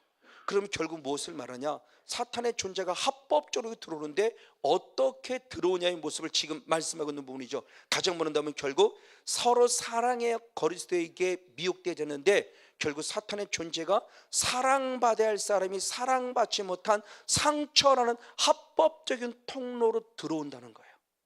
자, 이걸 베드로가 잘 설명했습니다. 베드로후서 2장 한번 14절의 말씀을 봅니다. 베드로후서 2장 14절 같이 한번 읽습니다. 시작. 음심이 가득한 눈을 가지고 범죄를 쉬지 아니하고 굳세지 못한 영혼들을 유혹하며 탐욕에 연단된 마음을 가진 자들이니 저주의 자식이라. 아멘. 자, 음심한 눈도 중요하지만, 음탕한 마음도 중요하지만 굳세지 못한 영혼들을 무엇해요? 지금요? 유혹해요. 베드로후서 2장이 거짓 선지자에 대한 부분을 또 잘 말하고 있는 부분이죠. 그 가운데 한 부분을 다룰 때 굳세지 못한 영혼을 유혹해요. 그 굳세지 못한 영혼을 유혹했다는 것은 다시 할 말하면 결국 상처받은 영혼입니다. 지금 신천지가 대표적인 모습이 그거죠. 신천지의 계략입니다. 어떤 계략이냐? 산 옮기기라는 작전이 있는데 교회를 파괴시키려고 한 사람, 두 사람, 세 사람이 들어왔어요. 그래서 목사님이 너무너무 잘합니다. 그래서 나중에 목사님 잘하다가 여러 가지 많은 좋지 않은 비방과 여러 가지 목사님의 헌점 들고 들으면서 소위면서 말 그대로 군중화시킵니다. 군중 심리화시켜요. 자기 사람을 서서히 한두 사람 만들어갑니다. 그러면서 말도 성도가 자기들을 잘 따라오고 목회자가 딱 걸려서 목회자를 쫓아내기 보다 딱 쫓아내면은 말도 자기들이 말하는 산업기에 성공해서 교회를 뺏는 거예요. 근데 성도들이 깨어있고 목회자가 깨어있어 그 수로 넘어가지 않았어요. 그럼 누가 타겟이냐? 이중 타겟, 상처받은 영혼이에요. 쉽게 하면 그겁니다. 제가 신천지입니다. 그래서 교회들은 잘했어요. 그래 놓고 나중에 가서 이제 나름대로 잘하다가 목사님한테 옳은 얘기 한다고 해서 목사님이 얘기를 했어요. 목사님 이건 이렇고 목사님 이건 이렇고 목사님 얘기했어요. 근데 목사님 받아들이지 않았어요. 그건 잘못 생각하는 겁니다. 이건 이렇고 이건 이렇고 이렇게 얘기를 했어요. 그래서 이 사람이 표현합니다. 난 목사님 상처받아서 나가요. 예를 들어 나간다는 겁니다. 그 교회를 사놓으려다가 실패한 거예요. 나가요. 근데 그 사람의 실패를 끝나지 않아요. 근데 이 성건용 이 사람에게 나름대로 호감을 갖는 어떤 사람이 있었어요. 근데 호감을 그 사람이는 너무 마음이 여리고 착한 사람이에요. 그러니까 남에게 함부로 싫은 말 하지 어려워하는 사람, 참 착한 사람이에요. 그 이 사람이 A라는 또 다른 사람이 저를 봅니다. 저를 보면서 말합니다. 목사님 너무 마음 아치 마세요. 우리 목사님이 이렇고 우리 목사님 원래 그럴 뿐이 아닌데 이건 이렇게 그래서 이런 거예요. 그랬더니 맞아요. 그래. 그리고 호응하는 척하면서 결국은 상처받은, 나는 상처받지 않은 거예요. 나는 의도로 들어갔기 때문에 이것도 계산 속에 있는 겁니다. 나는 상처받지 않은 거예요. 근데 이 사람 볼 때는 나는 상처받은 사람도 보여요. 이건 타켓입니다. 그러니까 이 굳세지 못한 영혼을 가서 그렇지? 라고 말해서 근데 있잖아 목사가 성목사가 어떻고 그렇고 계속 그러면서 결국 이 사람은 약한 자의 편에 와 있기 때문에 고개를 끄덕입니다. 맞아 우리 목사님이 그래서 나도 알아. 근데 내가 말 못했지 그러고 있었던 거지. 그러다가 딱 걸려버리면 나오자. 그런데 신앙생활만 나오자. 맞아. 그럼 더 좋은 데가 있겠지. 그렇지. 더 좋은 데 있죠. 걔네가 이겨는 신천지. 거기를 끌고 들어간다는 거예요. 이 상처라는 부분입니다. 여러분 상처받지 마세요. 강하세요. 그래서 제가 저희 교수님이 그렇게 했어요. 영적 좀 맷집은 갖고 영적 굳은 살 좀 베겨라. 영적 굳은 살 좀 베겨라 좀. 온실 속에만 자라가지 말고 어린아이 신앙으로만 자라가지 말고 좀 뜨거운 태양빛도 좀 보고 비바람도 맞아보면서 좀 굳세어져라. 때로는 영적인 잡초가 될 필요성이 있다. 누가 짓밟아도 다시 일어날 수 있는 잡초가 좀 되라는 거죠. 영적 굳은 살이 좀 베기라는 거예요. 누가 와서 땅 때리면 목사님 그러고 와서 상처받았어 그러고 맨날 시험 들어. 시험 들고 뭘 시험 들어요. 시험 들기 뭘 자랑이라고. 시험은 받을지언정 시험 들지 말라고 그랬는데 시험 들었다는 것은 결국 내가 기도하지 않았다는 증거인데 우리는 맨날 주기도문 하잖아요. 주기도문 시험에 들게 하지 마시고 뭐 뻥쳤네 그럼 순 기도는 맨날 시험에 들게 하지 말고 맨날 시험 들었다고 그래요. 주님도 시험을 받았지만 시험은 받을지언정 시험에 들지 말아야 돼요. 즉 시험을 이겨야 된다는 겁니다. 근데 사탄은 그런 마음 약한 자를 들어와요. 저도 마음이 되게 약해요. 누가 아프면 괜히 내가 아픈 것 같아요. 그럼 내가 팍 죽어요. 그러니까 강한 자한테도 강한데 약한 자한테 제가 또 튀게 약해 또 막. 그럼 막 다 주려고 하고. 저 사람이 마음 아프면 나도 아파요. 저 같은 사람이 이 신천지 같은 이단들 그런 것에 타켓이라는 거죠. 굳세지 못한 영혼. 그럼 보십시오. 방금 읽었던 베드로서 2장 14절을 읽었지만 그 이후에 18절 이후의 말씀은 더 기가 막힌 일이 벌어집니다. 베드로서 2장 18절 19절 말씀을 연이어 보겠습니다. 베드로서 2장 18절 19절입니다. 같이 한번 읽습니다. 시작. 미혹한 데 행하는 사람에서 겨우 피한 자들을 음란으로서 육체의 정욕 중에 유혹하여 저에게 자유를 준다 하여도 자기는 멸망하는 종들이니 누구든지 진자는 이긴 자의 종이 됩니다. 아멘. 자, 성건유 목사가 간신히 이제 이겼어요. 미혹한 데 피했어요. 그래서 이겼어요. 겨우 섰는데 막 흔들릴 뻔하다가 간신히 섰어요. 근데 사탄은 그때가 타겟인 것도 이제 막 일어서려고 할 때입니다. 저가 허탄한 자랑의 말을 토하여 미혹한 데 행하는 사람에서 겨우 피한 자를 또 무엇으로서 음란으로서 육체의 종욕 가운데 또 무엇해요? 유혹해요. 그 사탄은 한번 타겟이 되면 쉽게 안 놓습니다. 성목사의 기본적인 성향을 알아요. 계속 건듭니다. 그래서 제발 상처받지 말라는 거예요. 그래서 결국 미혹해 쓸어 넘어서 그 사람을 타겟으로 만들어 자기 사람을 만들어요. 자기 사람을 만듭니다. 정상적인 목사는 내 사람 만들지 않습니다. 누구의 사람을 만듭니까? 하나님의 사람으로 만듭니다. 예수님의 제자를 만듭니다. 그런데 사탄은 거짓 선자는 꼭 내 사람을 만들어요. 내 사람, 내 제자, 자기 제자 만들어요. 그게 사도행전 28장 28절 29절 3절 말씀 똑같아요. 제자들을 미혹해서 자기 사람을 만들어요. 이게 거짓 선자예요. 거짓 교사예요. 적그리스도예요. 만약 예를 들어 사랑교를 떠나서 여기만 다니세요 그러고 사랑의 집회만 오세요 그러면 저는 100% 거짓입니다. 그럼 여러분 다 떠나야 돼요. 더 이상 여기 집회 올 이유가 없어요. 왜요? 저는 사랑의 교회로서 하나님이 맡겨진 곳에 목사를 감당할 뿐이고 성령 신 은혜 가운데 저희랑 만남 속에서 제게 주신 은혜를 부어주고 쏟아내서 여러분에게 좀 유익을 끼칠 뿐이지 여러분은 예수님의 제자이지 제 제자가 아니기 때문에. 그럼 여러분들은 성령이 원하시는 부분이 여기만 있습니까? 어디든지 있을 수 있겠죠? 당연히 가서 때로는 치유받고 회복되죠. 더 깊은 은혜가 있을 수 있을 거예요. 누군가는 여기서 해결도 못할 때 다른 데 해결할 수 있는 분이 있어요. 누군가는 거기서 해결하지 못했을 때 부족하지만 여기 집회에서 해결할 분도 있어요. 그런 간증을 많이 들어요. 또 누구도 듣습니다. 여기서 기도받다 해결 안 되는데 어디 갔었는데 거기서 해결됐대요. 할렐루야 축복합니다 그랬어요. 그러면 거기에서 뭔가 하나님의 때가 된 것이고 뭔가 영성이 맞을 때 그것도 또 다른 부분에 치유 회복되는 모습이 있겠죠. 바로 이런 부분들이에요. 지금 사탄의 역사가 지금 우리들이 어떻게 임하고 있는 때 가장 약한 우리들의 모습, 상처라는 부분을 통해서 타고들음에 대한 부분의 모습을 봅니다. 그 상처가 그것으로 끝난이 아니다. 공통적인 부분입니다. 고린도후서 11장 20절 고린도후서 11장 20절 말씀을 봅니다. 네, 같이 한번 읽겠습니다. 시작. 누가 저희로 종을 삼거나 잡아먹거나 사로잡거나 자고하다 하거나 뺨을 칠지라도 저희가 용납하는구나. 아멘. 성경에서 기록한 거짓 선자의 대표적인 모습이죠. 아까 읽었던 열왕기상 22장 시드기야를 비롯해서 24절의 말씀에 보면 시드기야가 와서 미가의 뺨을 때립니다. 신옥주 씨도 성도들의 뺨을 때려요. 근데 놀랍게 뺨을 때린 앞에 다 굴복해요. 이게 솔타이. 그 사람의 이미 사람에게 매여 있는 거예요. 그러니까 이 사람 떠나면 내가 죽는 생각 두드려 맞아도 목사님 감사합니다라고 그 속에 매여져요. 뺨을 때리는데 잘도 용납해요. 사도바울 이해될 수 없어요. 거짓 선자가 와서 뺨을 때리는 용납해요. 사도바울처럼 참된 그리스도의 사랑으로 다가오면 사도바울을 무시해버려요. 그건 잘못된 카리스마지. 그 칼은 사람 죽이는 칼인데 그걸 갖다 우리 목사님 카리스마 있어. 그 칼은 죽이는 칼이에요. 칼 있으나 마나요. 살리는 칼을 가져야지 뭘 죽이는 칼인데 그걸 카리스마 있다고. 우린 지금 얼마나 잘못된 신앙 안에서, 더구나 우리의 정서가 5,000년 반만 년 동안 이렇게 눌려있는 생활을 해왔기 때문에 그것이 지금도 있어서 긍정적이고 능동적이고 자립적으로 뭔가 하려고 하는 게 약해요. 누가 시키는 수동은 잘해요. 시키는 건 기가 막히게 잘하는데 뭔가 능동적이고 창의력이 약해요. 이게 한국의 정서예요. 왜? 5,000년 동안 우리는 맨날 그렇게 남들의 어떤 그런 구박 속에서 이렇게 속박 속에 살아왔기 때문에. 그러나 주님 안에서는 진정한 자유입니다.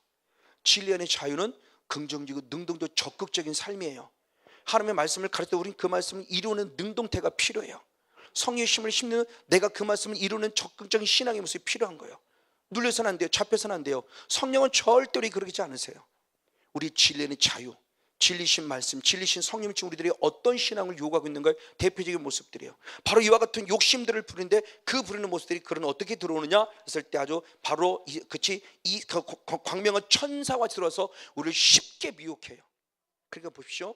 남들이 볼 때는 속에는 일인데 무엇의 탈을 쓴?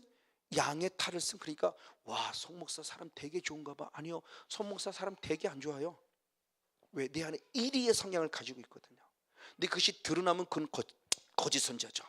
근데 이리의 성향을 성령의 불로 태워서 말대로 예수님의 마음을 갖는 성향을 가져야 진짜라는 거죠. 그 모습을 볼 수 있는 눈이 열려진다는 건 맞습니다. 두 번째 모습은 결국 욕심이에요. 아까 욕심. 아까 요한복음 8장 44절의 말씀, 요한복음 8장 한번 44절 말씀 한번 더 보겠습니다. 같이 한번 읽습니다. 시작. 너희는 너희 아비 마귀에서 났으니 너희 아비의 무엇을? 욕심. 욕심을 행하고자 하느니라. 저는 처음부터 살인한 자로서 무엇이 없다? 진리가 그 속에 없다라고 말합니다. 그래서 진리에 서지 못하고 거짓을 말할 때마다 제 것으로 많이 있는 저가 거짓말장이요 거짓의 아비가 되었으나 말하며 우리의 무엇으로? 욕심입니다. 자, 이 말씀을 성경 오늘 본문에서는 그렇게 표현했습니다. 요한이서 1장 한번 9절의 말씀을 봅니다. 요한이서 1장 9절 같이 읽습니다. 시작. 지내쳐 그리스도 교훈 안에 거하지 아니하는 자마다 하나님을 모시지 못하되 교훈 안에 거하는 이 사람이 아버지와 아들을 모시나. 아멘. 지내쳤다 그랬어요. 즉 지나쳤다라는 겁니다. 지나쳤다라는 거예요. 그러면서 뭐가 지나쳤다는 것을 그러면 오바했다는 거예요. 오바했는데 오히려 중요해요. 그리스도 교훈 안에 거하지 아니했어요. 자, 우리는 그리스도의 교훈 안에 거하려고 지금 말씀을 공부하고 예수님의 은혜 안에 있는데 놀라워요. 지내쳤더니 오히려 그리스도 안에 거하지 아니하고 있어요. 이게 지금 우리들이 어떤 의미를 주냐는 거죠. 거짓 선자를 얘기함 속에서 지금 우리에게 중요한 영적 의미를 가르쳐주고 있어요. 자, 사랑이라는 상처를 가진 자를 타켓으로 삼는다면 두 번째는 욕심이에요. 그래서 주님께서는 분명히 말씀할 때 로마서 12장 3절에 그렇게 표현했습니다. 로마서 12장 3절을 봅니다. 역시 보겠습니다. 시작. 내게 주신 은혜로 말미암아 너희 중 각 사람에게 말하노니 마땅히 생각할 그 이상의 생각을 품지 말고 오직 하나님께서 각 사람에 나누신 믿음의 분량만큼 지혜롭게 생각하라. 아멘. 마땅히 생각할 그 이상을 품지 말아라. 쉽게 말하면 욕심 부리지 말아라. 하나님이 주신 것만큼만 지혜롭게 생각하라. 여기까지예요. 아니 나는 여기까지. 즉 하나님은 1달란트예요. 하나님은 2달란트예요. 하나님은 5달란트입니다. 내게 주신 것만큼만, 지금 이 순간을 누리고 이 순간을 내가 누리며 감사하는 것도 부족한데 하나님 더 주세요. 욕심 부리지 말라는 거예요. 시편 106편 14절 15절의 말씀에 계속 욕심 부리치며 허락했더니 놀랍게 오히려 욕심 때문에 얻어진 것은 내 영혼을 피폐하게 만들었다고 그래요. 성경은 그렇게 말합니다. 욕심 부리지 마라. 혹시 그게 이루어졌다 한다 할지라도 네 영혼이 피폐하리라요. 이건 저는 대단히 중요하다고 봐요. 저는 그걸 친히 경험해 본 사람이에요. 한 사람 8시간을 사역해 준 분, 끊임없는 욕심 부렸는데 그걸 그냥 자꾸 왜? 교회 안 나온다고 예수 안 믿는다고 협박하니까, 안 해주면 나 예수 안 믿어요 막 이러니까, 구원의 확신도까지 없는데 친구 소문 듣고 따라와서 그렇게 됐을 때 본인이 욕심을 부려요. 사탄의 역사가, 와, 저는 8시간을 싸우면서 정말 혹독하게 싸웠습니다. 욕심 부리지 마세요. 이 말을 달리 말하면 원망, 불평, 불만하지 마시고 오늘 주어진 것만큼을 감사하세요. 왜 요것밖에? 아니요. 그거라도 받은 건 감사한 거라는 거죠. 믿음의 분량 이상을 생각하지 말고, 내가 하나님의 나를 사랑에 보내서 이만큼 주시고자 이 은혜를 주신 거구나. 그래서 오늘 나를 여기를 보내셨구나. 그럼 이것도 감사. 그럴 때 하나가 둘 되고 둘이 5 되는 거지. 하나에 대한 감사인데 둘이 되느냐? 아니요. 있는 것마저 뺏겨요. 내 영은 피폐해져요. 성경 분명히 말합니다. 욕심 부리지 마세요. 한번 시편 106편 14절 15절을 봅니다. 같이 한번 읽습니다. 시작. 광야에서 욕심을 크게 바라며 사막에서 하나님을 시험하였도다. 여호와께 저희의 요구한 것을 주셨을지라도 그 영혼은 오히려 무엇했어요? 파리해졌어요. 그 영혼이 파리해졌어요. 피폐해졌어요. 내가 내 욕심대로 하면 이게 더 잘 될 거 아니요. 오늘도 감사하지 못하는데 뭘 그 사람이 감사하게 돼요? 더 큰 거 준다고 감사할까요? 아니요. 그래서 민수기 21장 5절의 말씀에 보면 오히려 아버지가 주신 걸 박한 식물이라고 말하며 하나님이 주신 만나를 감사하지 못했어요. 그 다음부터 어떤 사건이 벌어졌냐? 그의 뒷발꿈치를 전갈이 가서 물어버렸어요.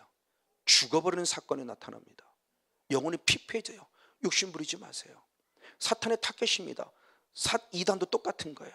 욕심 부리는 사람이 타켓이에요. 그 대표적인 얘기가 디모데후서 바로 3장 3장 1로 쭉 말씀 6절 7절 한번 2절 말씀을 보겠습니다. 디모데후서 3장 6절 7절 말씀 봅니다. 시작. 저희 중에 남의 집에 가만히 들어가 어리석은 여자를 유인한 자들이 있으니 그 여자는 죄를 중히 지고 여러 가지 욕심에 끌린 바 항상 배우나 마침내 진리의식에 이를 수 없었어요. 자, 저 사람이 배웠습니까? 안 배웠습니까? 끊임없이 배우는 사람이에요. 항상 배웠어요. 항상 배웠지만 그 안에 무엇이 가득 차 있어요? 욕심, 죄가 가득 차 있을 때 그 욕심을 갖고 그 욕심 때문에 아니요, 안 된다는 겁니다. 오히려 그 욕심 때문에 항상 배우나 절대 마침내 진리의 지식에 이를 수 없는 자가 된다는 거예요. 그래서 사탄의 타켓인 걸 얘기하는 거예요. 지금 사탄의 타켓. 사탄이 지금 누구를 건드냐는 겁니다. 원망과 불평과 근심과 걱정과 염려 속에 사 있는 분, 그리스도의 사랑이라는 미혹으로 들어와서 결국 내 사람 딱 만들면 그때부터 폭력을 행사하며 내 사람 만들어냈고 다 물질 바치라고 그러고 다 뺏어 피지 보내보는 그때부터 완전 거기가 생 감옥 없는 창살처럼 지옥으로 살게 만들고, 이 사탄의 계략. 그러니까 그들은 광명한 천사가 차는 그 일을 절대 이상하려는 것처럼 이상히 여기지 말래. 그들은 당연하다는 거예요. 그러니까 이 부분의 모습입니다. 그럼 중요한 이런 부분들의 모습으로는 어떻게 할 것이냐. 결말 욕심부린 이 순간의 모습이 결국 어떤 결과냐? 결국 하나님을 떠나게 만듭니다. 성경이 기록하고 있죠. 이사야 30장 9절로부터 11절입니다. 이사야 3장 9절부터 11절 시작. 대저 이는 패역한 백성이고 거짓말하는 자식이고 여호와의 법을 듣기 싫어하는 자식이라. 그들이 선견자의 일을 선견하지 말라. 선자의 이르기를 우리에게 정직한 것을 보이지 말라. 부드러운 말을 하라. 거짓된 것을 보이라. 너희는 정로를 버리며 첩경에서 돌이키라. 이스라엘의 거룩한 자로 우리 앞에서 떠나시게 하라 하는도다. 아멘. 거짓된 영에 사로잡힌 자의 특색입니다. 말씀 듣기를 싫어해요. 참을 싫어해요. 회개의 복음을 싫어해요. 구원의 복음을 싫어해요. 예수피의 복음을 싫어해요. 뭘 좋아하느냐? 부드러운 말, 복받으라는 말, 자기들이 듣고 싶어하는 말. 그래서 사욕을 쫓는 사람을 쫓아가는 거예요. 내 욕심을 채워줄 만한 목자를 쫓아가는 겁니다. 근데 결국은 뭐냐 했을 때 이스라엘의 거룩하신 자로 우리 앞에서 무엇하게 하라? 떠나시게 하라. 하나님을 떠나게 하라요. 그리고 입술로 누구 이름을 불러요? 지금요? 하나님 이름 부르면서 하나님을 떠나게 하라는 거예요. 저게 거짓 선자에게 미혹된 자들의 대표적인 특색이에요. 그 말씀을 성경 역시 똑같이 말합니다. 디모데전서 4장 1절 2절을 봅니다. 디모데전서 4장 1절 2절 사도 바울도 똑같은 말을 합니다. 디모데전서 4장 1절 2절 같이 있습니다. 시작. 그러나 성령이 밝히 말씀하실 후일에 어떤 사람들이 믿음에서 떠나 미혹하는 영과 귀신의 가르침을 쫓으라 하셨으니 자기 양심이 화인 맞아서 외식함으로 무엇한다? 거짓말한 자들이라. 아멘. 즉 미혹하는 영과 귀신의 가르침을 쫓은 자의 특성입니다. 양심이 무엇 맞았다? 화인 맞았다. 그 열매가 뭐다? 외식과 거짓말. 그래서 대표적으로 신천지 사람들을 보니까 거짓말. 절대 성경 배운다는 말하지 마. 성경 공부한다는 말하지 마. 이거예요. 부모를 속여요. 학교도 안 다니는데 아직도 학교 다니는 것처럼 얘기해요. 이미 학교 휴학했어요. 안 다녀요. 엄마는 학교 다녀. 왜? 맨날 늦게 들어오니까. 도시로 공부하고 와. 무슨 도시로 공부하고 와요? 이거예요. 자, 신천지 요새 대표적인 모습. 옛날에는 신천지가 무료 성경학교였어요. 무료 성경학교. 지금은 뭐냐? 알바를 구합니다. 뭐를 하느냐? 강의만 듣습니다. 나이 제한을 두었어요. 20세에서 59세까지. 시급을 줍니다. 대전에 사는 것은 9,000원, 경기도 사는 것은 12,000원. 돈까지 줘. 이제는요. 무료 성경 공부가 아니고 돈까지 줘요. 그러니 성경에 좀 관심 있고 돈까지 준다는데 뭐가 걱정이야? 가서 시급 9,000원 받으면 올라보다 세죠? 그렇죠? 지금은 8,000 얼마인가 그러잖아. 올라가는 게. 얼마나 셉니까? 너 12,000원 받아봐요. 5시간만 들어도 6만 원인데 10시간만 들으면 얼마예요? 12만 원인데 하루 일벌이 괜찮잖아요. 이 사탄의 성경이 그렇게 하는 게 있나요? 근데 다소가요. 더 나아가 저는 안타까운 게 뭐냐면 왜 신천지는 나이 제한을 둬요? 성경 어떻게 20세에서 59세까지만 구원받으라 그랬나요? 근데 왜 거기에 빠지냐고. 그러니까 아니 일반 기본적인 상식만 가져도 안 빠질 것 같은데 기본적인 상식이 이미 깨져 있어요. 제 페이스북에 들어보면 그런 계통의 모습을 다 이렇게 다 올려놨어요. 그 신천지 나온 사람이 신현옥 씨가 그분이 계속 업그레이드하는 걸 제가 이렇게 받아서 저도 업그레이드 시키고 있는데 지금 그러고 있어요. 신천지들이요. 돈까지 줘가면서 이제는 공부하라고. 이 양심이 화인 맞은 자의 특색이에요. 가식과 외식. 그러면 바리새인들을 누구라 그러냐? 마태복음 23장에 이 회칠한 무덤과 같은 이 가식하고 외식하는 자들아. 자, 분명히 그들은 거룩한 옷, 깨끗한 옷을 입으면서 항상 나는 상석에 앉으려고 그러고 내가 일주일에 2번씩 금식함을 자랑하고 있고 저들과 같지 않으면 거룩하게 사는 걸 자랑하고 있는데 주님은 그들을 그렇게 봤냐? 아니다. 뭐로 봤다? 이 가식하고 외식하는 자들아. 이 회칠한 무덤과 같은 자들아. 그러면 결국 그는 누구예요? 양심이 화인 맞은 자예요. 그럼 양심이 화인 맞다는 결국 그의 누구의 가르침을 받은 자예요? 거짓 선지의 가르침을 받은 자. 그게 누구냐? 바로 사람의 계명을 가르치는 자예요. 하나님의 계명이 아닙니다. 사도들이 분명히 말했잖아요. 내가 왜 그렇게 많은 사람을 핍박 유혹했느냐? 내가 사람의 계명을 따랐기 때문에 본인이 고백해요. 유대인이라고 말하며 사람의 계명을 따른 내 잘못임을 고백해요. 하나님 계명 따른 자 아니에요. 그 사람들이 율법주의자지 율법 자체가 잘못된 게 아니에요. 그래서 그분에도 보다 아주 심도 있게, 아주 깊이 있게 말씀의 근거 속에 창세기 신구약을 통해서 아주 여러분이 자세히 가르쳐 줬죠. 잘 분별해야 돼요. 저 사람이 진짜 하나님의 계명을 가르치는지 아니면 사람의 계명을 가르치는지, 그걸 분별하지 않으면 해요. 바로 이런 부분들의 모습을 우리를 결국 바로 같이 회칠한 무덤과 같은 자, 양심이 화익되어서 가식과 외식하게 만들어요. 제가 만약 가식과 외식한다면 저는 가짜죠. 근데 가식과 외식을 여러분들은 분별을 못해요. 근데 누구는 알고 있어요? 하나님. 그 현대판 그 바리새인들을 주변 사람은 대단히 신앙이 좋다고 생각했어요. 근데 예수님은 오셔서 한 칼에 찔러버립니다. 이 독사의 자식들아, 네가 지옥의 판결을 피하겠느냐? 이 가식과 외식하는 서기관들아, 바리새인들아, 이 회칠한 무덤과 같은 자들아, 하나님은 알아요. 그렇기 때문에 정말 우리들의 모습을 주의해야 돼요. 그들이 인지하든 인지하지 못하든 이미 그들은 거짓 선지의 가르침을 받은 자고, 그 속에 결국 누가 들어가냐? 악한 거짓의 영이 들어가서 거짓된 신앙을 하게 하고 있는 거예요. 근데 중요한 건 본인들은 모른다는 거죠. 이게 영의 세계예요. 알고 있다면 돌아왔겠죠. 모르니까 못 돌아오는 거죠. 거짓말하면서도 난 거짓말하고 있자고 않다고 생각해요. 진실을 위해서 잠깐 거짓말한다고 생각하지. 바로 이런 모습이에요. 자, 그러면 이런 것들에서 우리가 어떻게 될 것이냐는 겁니다. 우리가 돌아설 때 먼저 요한일서 4장 1절 말씀을 봅니다. 요한일서 4장 1절 같이 한번 읽겠습니다. 시작. 사랑하는 자들아, 영을 다 믿지 말고 오직 영들이 하나님께 속하였나 무엇하라? 시험하라. 많은 거짓 선지자가 나왔다. 거짓 선지자가 많이 나와 있기 때문에 반드시 그들을 무엇하라? 시험하라요. 자, 이 모습을 우리가 잘 생각해야 돼요. 도끼 맞으라는 원어인데, 도끼 맞으라는 원 의미를 직역하면은 시험하라는 개통이니까 누구를 테스트해보라는 개념은 아니에요. 원래 생각하는 뭐냐면 분별하라예요. 분별하라. 이렇게 해석이 되면 좀 더 쉬울 것 같아요. 시험해보라고 말하니까 저 사람을 테스트해보는 거예요. 테스트하다가 오히려 나도 손해보고 그 사람도 상처를 입게 되고, 피차가, 그 시험하는 이 똑같은 말씀이 뭐냐? 11절 말라기 3장 10절의 말씀에 똑같은 말씀이 시험하라고 나와 있죠. 근데 시험하라 모습 역시 시험하라가 아니에요. 하나님은 절대 시험받지 않으신다고 그랬어요. 그럼 어떻게 이 말씀이 오역이라고 저는 생각한 거예요. 바한이라는 원어인데, 바한이라는 히브리어 원어는 이 말을 달리 말하면 똑같아요. 분별하라요. 자세히 살펴보라는 겁니다. 저 사람이 진짜인지 가짜인지 자세히 살펴보라 해요. 그리고 내게 적용할 때 자기를 돌아보라 해요. 그러니까 이 도케마저라는 원어나 이 반이라는 원어가, 시험하라는 원어가, 이게 까딱 잘못하면 우리가 오해하기 쉬운 거죠. 그래서 저는 잘못됐다는 번역은 아니지만 저는 좀 더 직역으로 변화한다면, 살펴보라고 변화가 됐다면, 분별해 보라고 해석이 됐다면 우리가 말씀을 바로 좀 달랐을 텐데. 근데 개역개정은 이번에 옳게 해석했어요. 오히려 개역개정을 보겠습니다. 요한일서 4장 1절 말씀. 개역개정 시작. 사랑하는 자들아, 영을 다 믿지 말고 오직 영들이 하나님께 속하였나 무엇하라? 분별. 되게 정확하게. 우리 개역개정 적어놓은 분별 오히려 해석이 잘 됐다고 생각해요. 분별하라가 맞다는 건데, 원어 자체로 본다면 도케마저는 원어는 어쨌든 중요해요. 결국 뭐냐? 저 사람이 진짜인지 가짜인지 늘 무엇해야 돼요? 분별해야 돼요. 근데 이게 한 번에는 못 봐요.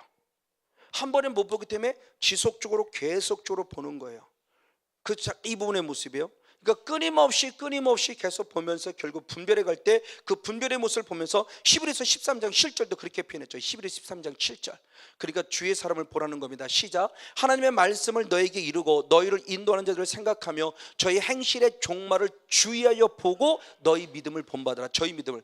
그러니까 항상 여러분들은 부족하지만 저 성건용 목사를 주의 깊게 살펴봐야 돼요.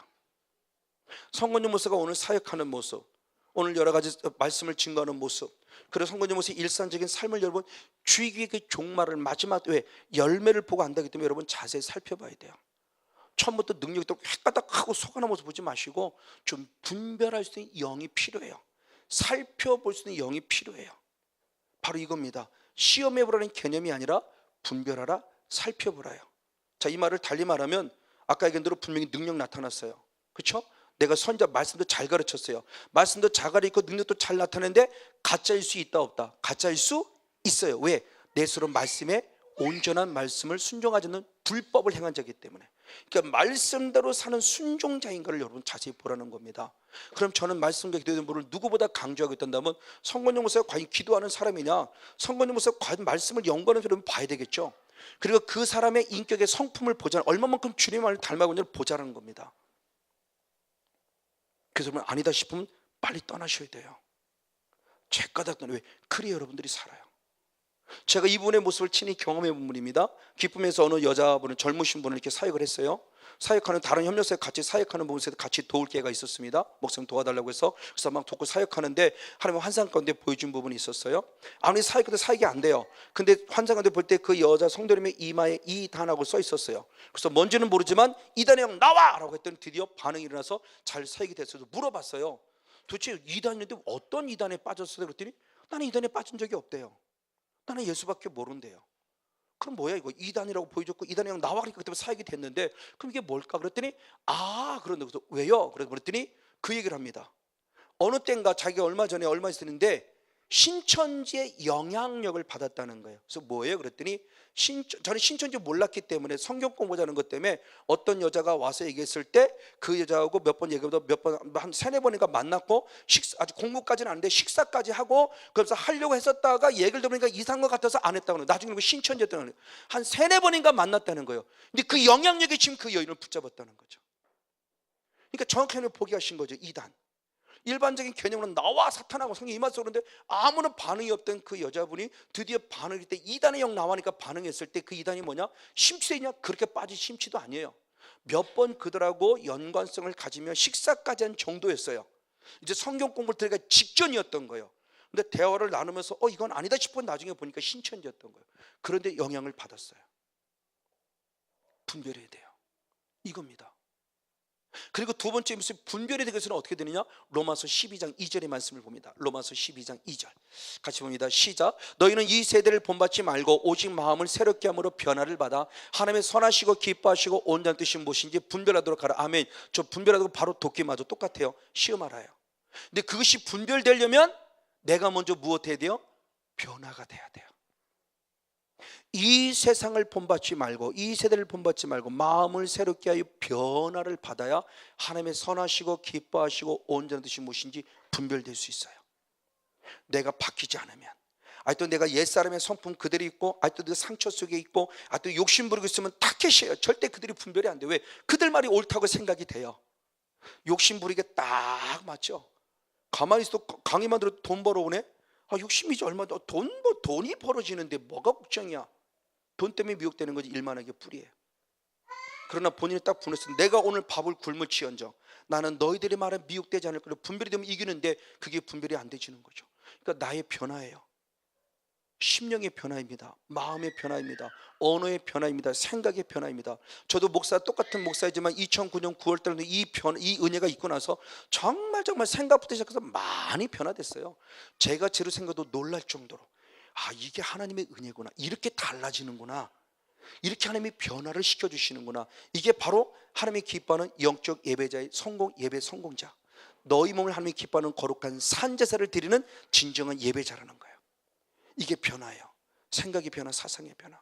은혜 입어도 생각이 전혀 안 변화됐어요. 아직도 욕심 부리고 아직도 상처 속에 있고 아직도 애기 신앙처럼 쨍쨍거리고 아니요, 아직 아니에요. 변화돼야 돼요. 빨리 아비의 신앙으로 자라야 돼요. 빨리 청년의 신앙으로 자라야 돼요.